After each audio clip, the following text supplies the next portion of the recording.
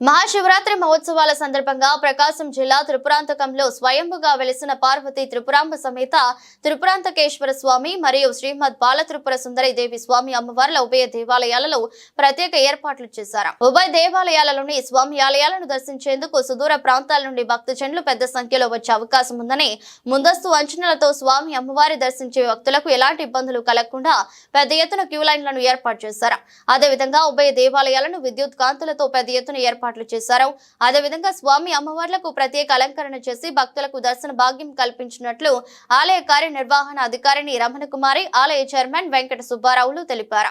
ఈ సందర్భంగా ఆలయ ప్రధాన అర్చకులు విశ్వం నారాయణ శాస్త్రి మాట్లాడుతూ ఈ మహాశివరాత్రి పర్వదిన సందర్భంగా వచ్చే భక్తులు సంప్రదాయ దుస్తులను ధరించి స్వామి అమ్మవార్లను దర్శించుకోవాలని కోరారు. త్రిపురాంతక క్షేత్రం ఎంతో ప్రసిద్ధి దాల్చిందని, ప్రతి మానవుడు జీవితంలో ఒకసారి అయినా ఈ క్షేత్రాన్ని దర్శించి స్వామి అమ్మవార్ల అనుగ్రహం పొంది కోటి జన్మల పాప విమోచనం పలుకుతుందని, ఈ క్షేత్రాన్ని దర్శించిన వారికి అష్టైశ్వర్యాలు సుఖ సంపదలు చేపడతాయని అర్చకులు తెలిపారు.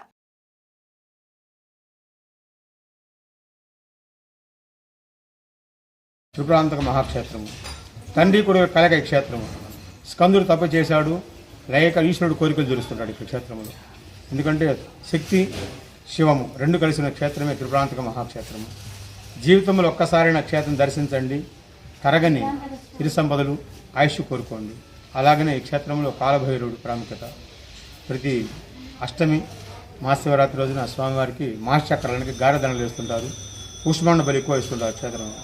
అలాగనే మజ్జిగ, మన భాషలో మజ్జిగ, వేరే భాషలో అమృతం అంటారు దాన్ని.